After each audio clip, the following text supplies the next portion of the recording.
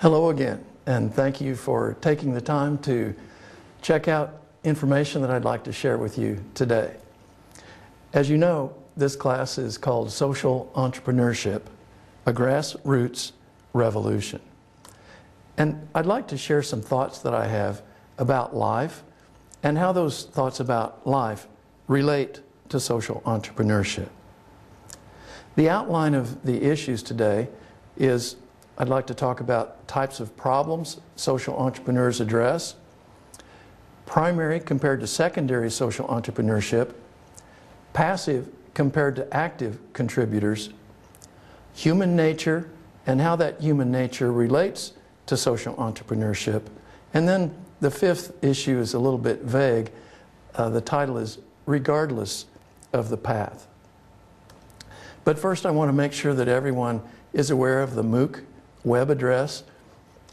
This website can provide either information or access to information, a route to any information that you might need about this MOOC. Also, I'd like to mention again the optional book. Some people like a hard copy, the written word to study from, and some of you might find that to be useful, but this book is not required, it is not necessary to excel in this course. So let's take a look at the issues. The first one is types of problems social entrepreneurs address. Social entrepreneurs can address any problem that in some way influences humans. The classic examples are those problems that most of us recognize, such as homelessness, abandoned children, drug and alcohol addicts, migrant worker difficulties, and school dropouts. A comprehensive list would include hundreds of examples. I find this to be an interesting part about social entrepreneurship, that there are so many opportunities for those of us who want to help people in need. Every direction we turn, there are problems. And that's unfortunate. Probably there are always going to be problems in our world, in our societies. But to a social entrepreneur, these are opportunities. What is interesting is that each of us as a social entrepreneur, we decide what issues or what categories of people we are most interested in. You are going to decide, if you become a social entrepreneur, you will decide the issue and the people with whom you work. I'm not going to tell you or encourage you to push you in a certain direction. Nobody else is going to. The people with whom you work, if you become a social entrepreneur, will be the people you select. And I think this is a nice strength of this area of study called social entrepreneurship. I like the idea that I'm not going to be teaching content in terms of who to help, of the types of people that I'm not going to suggest types of people you should be working with. You are going to decide that.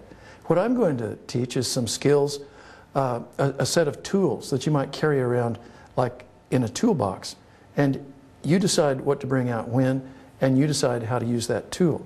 So if you decide to be a social entrepreneur, you're going to be in charge. You're going to chart your own course, and you're going to set your own direction. Another issue under the topic of types of problems is public versus private problems. And this is an area that fascinates me, this difference between what I call the public and the private problems. Public problems are those that have quick, broad public awareness. Those problems that are obvious to most people who open their eyes. Those problems are all around us, and most of us see them. Examples of public problems include homelessness, abandoned children, poverty, and a polluted environment. Private problems are those that individuals suffer and that can remain hidden to most other people. Examples of private problems include drug and alcohol addiction, depression, consideration of suicide, consideration of divorce, and abuse within the family.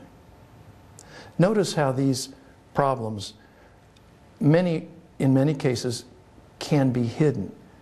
An alcoholic, for example, might be able to manage that person's alcoholism. He or she may appear to be fine during the day, but in the evening have a real problem. Many people who are depressed, they're able to keep this secret, and they fool people that they're around because they act like they're okay, even when they're deeply depressed. The point here on each of these is that there's the potential for the individuals to be successful in hiding the existence of these problems. These are what I call private problems. Both public and private problems attract the attention of social entrepreneurs. And I have a special fascination for the private problems because many of them are around us, but we don't know it. This intrigues me to know that when I'm in a group of people, that some of them are probably going to be suffering. Some may be terribly suffering in their personal life in some way. What fascinates me is so many of these people are acting normal. They're acting happy. They're acting like they have control of their lives, and they're living a wonderful life. And most people are close to that probably. Most people at a given time do have control of their lives, and they're living a good life. But at any given time, there's a certain percentage of the people around me who are suffering, and yet they hide that. So I find that to be very interesting. I'd like, if you would, I'd like to ask you to do something to sort of go into your mind and to imagine that you are at maybe it's an outdoor musical concert, or maybe it's a speech that somebody's giving, and let's say that there are about 300 people around you. And if you wouldn't mind, please imagine that in your mind and look around and see the people who are close to you. Let's say people are pretty close together, and there are people to each side of you. There's some people in front and some people in back of you. And so in your mind, look around and see these people, if you don't mind. Within the 20 people closest to you at this outdoor gathering, these people who are smiling and clapping, what struggles are they facing? What suffering lies behind some of those smiles? Who is battling an addiction? Who hides their depression? What smiling married couple will be divorced in 2 years? Whose teenage child not attending this gathering is considering suicide at this moment? These issues take the breath out of me. There is often so much pain behind a smiling face, but we usually are not aware of that pain. Which type of problem are you most excited in? The public problems, those that are there, and anybody who opens their eyes as they go about life, they see them, they are aware of them. Those are very important problems to address. Or another option is what I call the private problems. I've mentioned that those are the ones that especially fascinate me.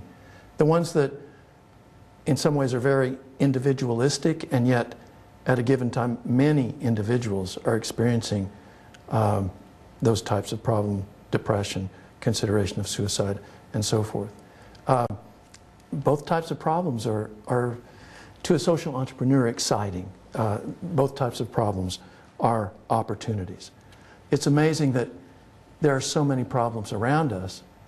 It's amazing that, translated, that means there are so many opportunities for us to assist people in need.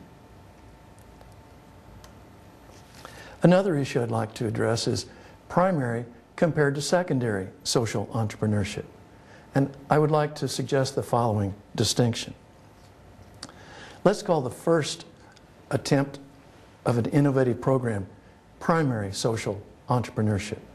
This would be a situation where a person has sort of a revolutionary idea, a breakthrough idea that nobody's ever had. And that person starts a project to help people in need using this very new idea. That's what I'd like to call primary social entrepreneurship. And then let's call the replications in different locations of existing projects secondary social entrepreneurship. These would be the projects that are copied. These would not be the original ideas, but these would take the original idea, the new idea, and try to apply that idea in another location, to start a project in another location. Both types are very important. Both types of entrepreneurship are very important. I highly respect when a person is able to have a new idea. In some cases, it's just a little breakthrough, but a new twist maybe on how to address an old problem. That would be the primary social entrepreneurship. But I also greatly respect those entrepreneurs who see an existing program that's working, that has documented success, that would exist in a location maybe different than this person is living. And that entrepreneur thinking, I would like to start a successful program like that. I would like to do that here, where I live. That's what I would call secondary social entrepreneurship. That would be the replication of an existing project.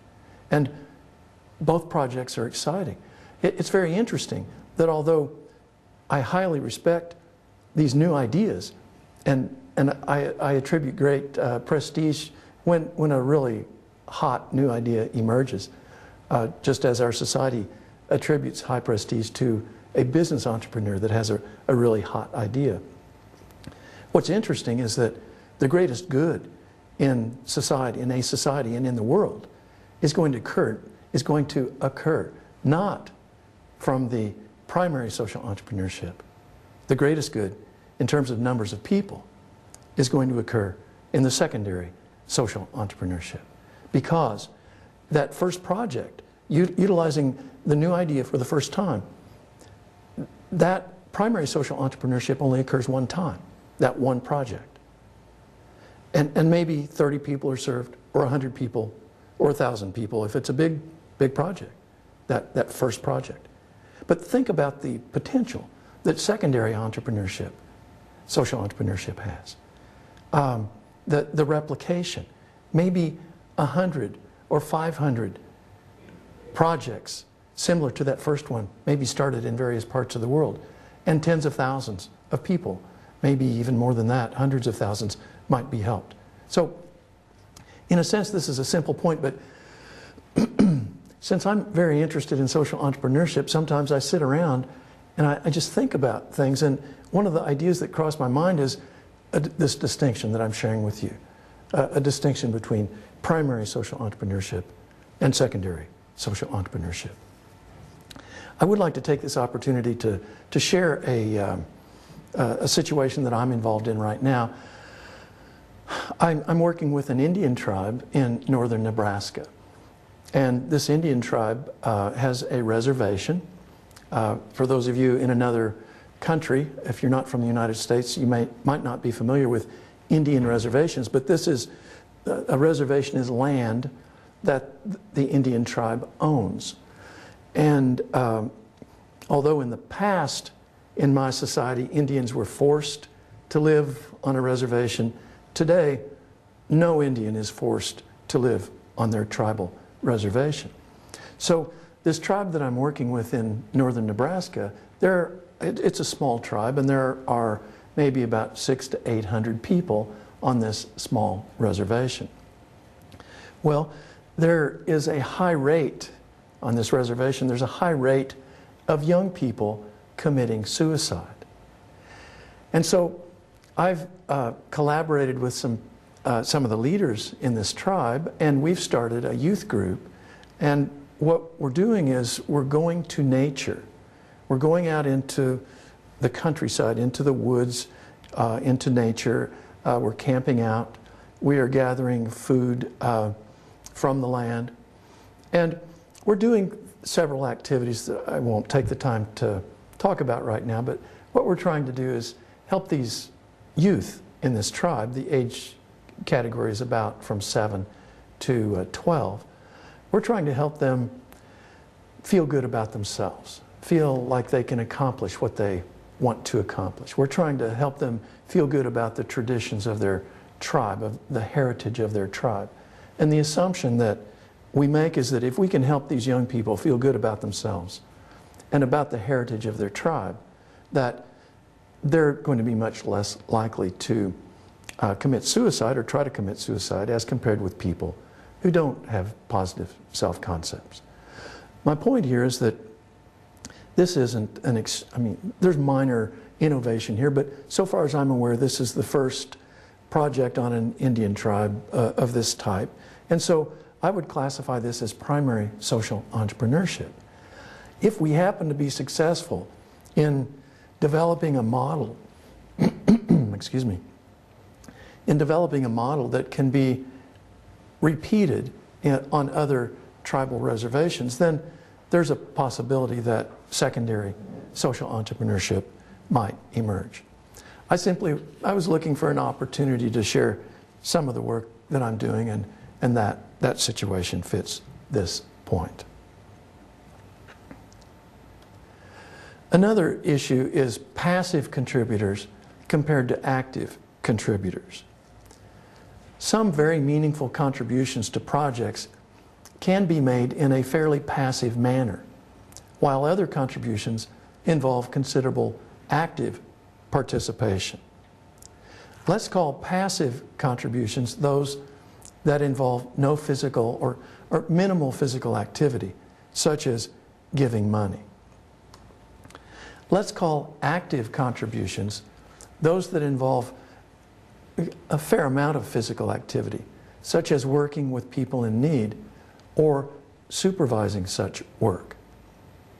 Social entrepreneurship always involves active contributions, although passive contributions, such as monetary donations, are often very important. Any assistance to a social entrepreneurship project on which we are working is appreciated. And this course is emphasizing active contribution. That's what social entrepreneurs are. We're active contributors. But in this presentation, I wanted to make a distinction between active and passive. The more passive contributors are very valuable. And if a donation is made, a monetary donation, or, well, yeah, let's just talk about that. If a monetary donation is made, we need to give those people attention and great appreciation, because for just about all social entrepreneurship projects, money is necessary to help serve the people we want to serve. But I wanted to mention that social entrepreneurship involves that active type of contribution, that active type of participation. I'd now like to talk about human nature, or some aspects of human nature, and how they relate to social entrepreneurship. How does being human relate to becoming a social entrepreneur? I make 4 assumptions about normally functioning humans that relate to social entrepreneurship. Here are my assumptions. I believe that we all have goodness within us, that we all have a desire to help others about whom we care, that we all have a passion to make a positive difference in life, and that we all have amazing energy. So I'd like to take a look at those fairly quickly, each individually. The first one being goodness. I believe goodness is within all of us. And I assume that even people who engage in unspeakable or terrible acts have some goodness within them. Even if we see no goodness, I assume it is there. I might be wrong. There may be some people that have no goodness inside of them. But I don't believe I'm wrong. It's a belief that I have. It's an assumption that I make. And if I am wrong, I don't want to know that I'm wrong. This belief to me is very important. It's a part of what drives me. The belief that everybody has goodness inside of them. This belief is a part of what helps me get out of bed every day. It's a part of what helps me face each day and be excited about each day. And one of the things I'd like for all of us to do, to try to do as social entrepreneurs, and I guess just as human beings, is to try to help bring the goodness that is in all of us, to bring as much of that out as we can. It's just a thought. It's just one of my thoughts.